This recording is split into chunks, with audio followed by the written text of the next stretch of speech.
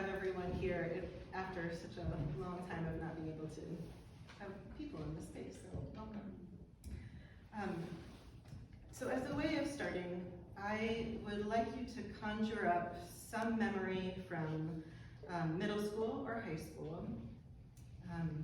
Try to remember what it felt like to be 13 or 16. Maybe it was some formative experience that happened at school, or a particular feeling that comes up when you think about that time in your life. Could have been a big life event, or a memory. What were the sounds, the smells? Who were the people involved? And if you can, try to attach a word or a phrase to that time. And if you would share those when you're ready, you can just popcorn them out. Hectic. Hectic.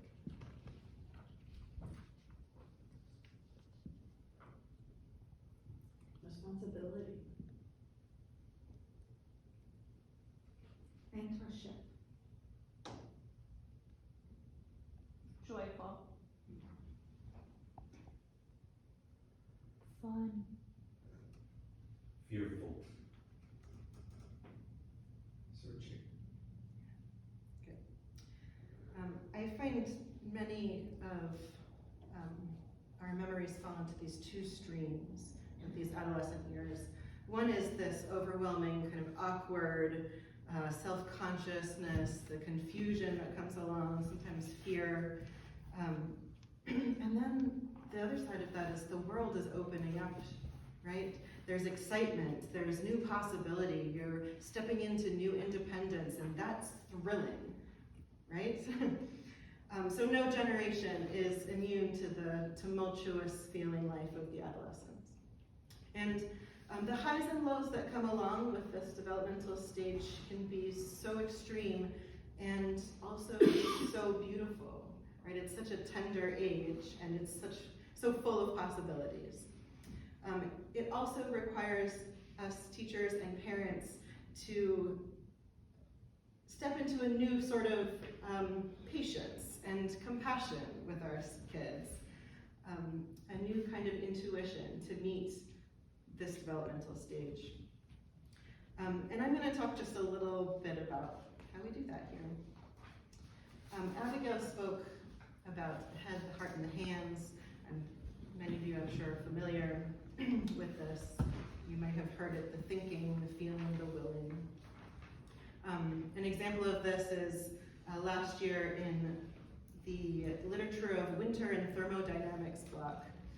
This was a course that explored how winter has an effect on humanity, both through the physical science of heat and cold, and also through the literature of cultures who experience winter.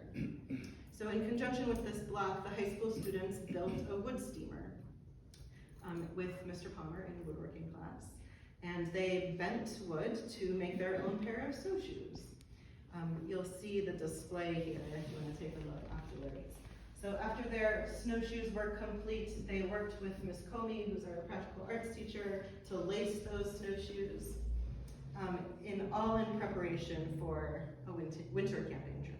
So this was a block full of thinking and feeling and living. A more recent example, this January, our immersion was focused on the theme of the library, which set the foundation for the conversation about banned books, the legacy of MLK and freedom fighters, and then spearheaded this reconfiguration of our Bostwick Library, which you can see later. It's under construction at the moment.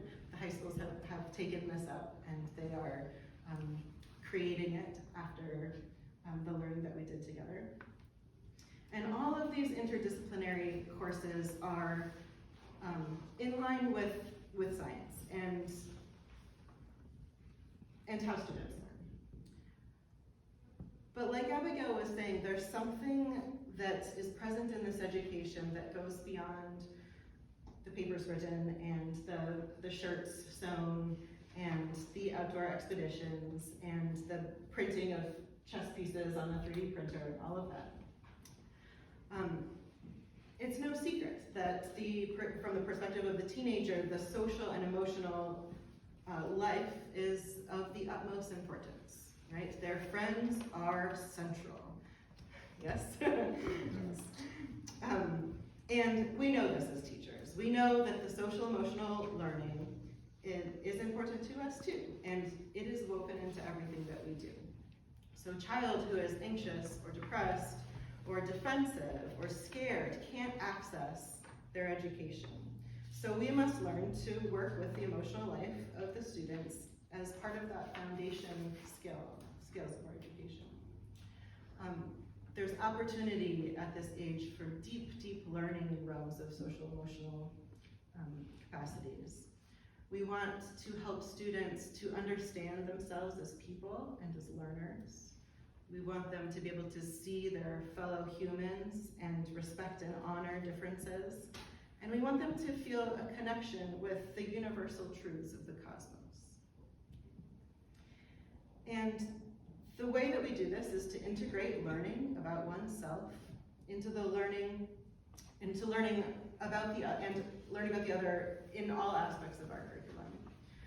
We want students to be able to graduate being able to advocate for themselves as learners and as people.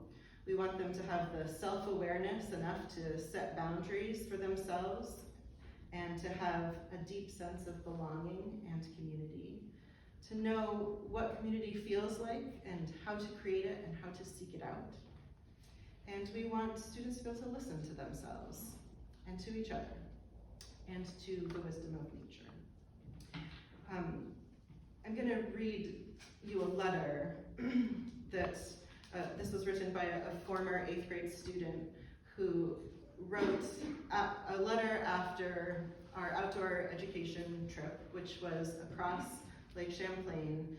We took these giant rowing gigs and paddled from the Maritime Museum to camp at Adirondack Cove, and we cooked our own food over fire, and really the goal was to live into the rhythms of nature. We were accompanied by Maria Simonetti, who's an outdoor educator and has worked with us in the past. When they came back, I had the students write letters to their past selves. So what they wish they would have known after this trip. And this student says this: "Dear past self, don't be as nervous as I know you are. It works out and is fun and the food is really good. Remember to think positively because you are the creator of your own experience. Maria will tell you that you are not separate from nature, that you are nature. You will roll your eyes at first, but then you will be the first one awake at sunrise, and you will watch the golden light rise above the green mountains and seep into the shadows, illuminating your friends who have silently appeared beside you. You will see the steam rising up off the lake, and your heart will rise with it in gratitude, and you will know that Maria was right again." P.S. Tell Ms. Hopkinson to add chopstick to the packing list.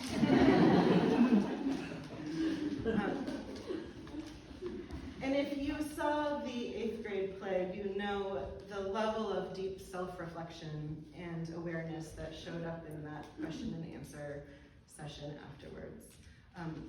This kind of self-awareness is what we are cultivating here in our students. Abigail spoke about how students take a new idea and make their own pictures and connections and make it come alive. And how we do this by helping students move between looking at the world and then looking at the self. Some of you know that the 7th graders just finished a physiology block. We learned about the systems of the body. We learned about circulation and the respiratory system and the nervous system, the reproductive system. So this was a science block. We learned the ways that our body systems work together. And by its very nature, the content was focused on the human being. This means, though, that along with investigating the atrium and the ventricle, I asked students to reflect on their heart in other ways. So what does a healthy relationship look like? How does moving through conflict and learning to stand up for yourselves and your ideals build resilience? What are the ways that we find balance in our own life? And we explored these questions through discussion and also through independent projects, which is a common feature at the upper school. So for instance, the 7th graders were asked to choose a topic, how they find peace and balance in their own life for their mental, physical, and spiritual wellness. So they had studied topics such as meditation, how basketball improves communication, the power of self-affirmations, how spending time with animals improves mental health, and in their end-of-block self-assessments, which is often how we work with the student to assess how they took up their learning, they were asked to reflect on their learning, and so many of the 7th graders remarked how much they learned from their peers, right? We know this. We know that the middle-aged adolescent child, right, they are looking at their peers and they are saying, I don't know me, do you know me? Right? And they're searching, right? So we are helping in that journey.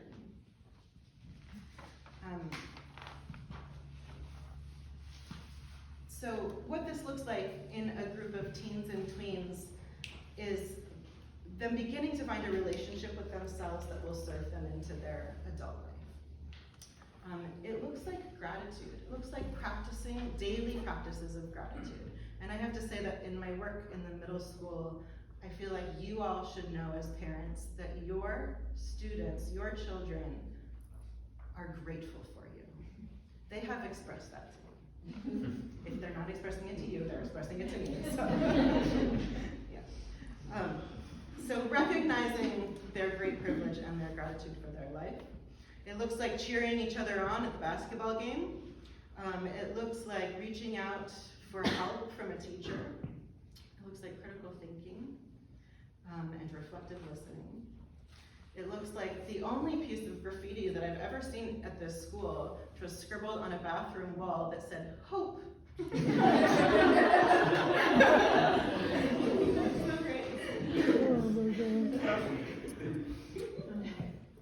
It's no secret that we live in interesting times, and more, as I'm sure you've read, across the country, educators are seeing that students are coming with a higher rate of anxiety and stress, and they are paralyzed and cannot access their learning. And this is a generation that is very aware of the world, right? They have so much access. And in this culture of cynicism and fear, we're really looking for these students to receive an education that allows them to demonstrate their resilience in the face of challenge and to develop a deep sense of trust and well-being, regardless of the circumstances around them. And we want students who love the world and who love learning and who can find wonder and beauty and possibility that lies with everything that we teach here. And with that, we are going to go see some teachers teaching. Are we following you first? Yes. Yeah, we're gonna come with me. We're gonna go into our lab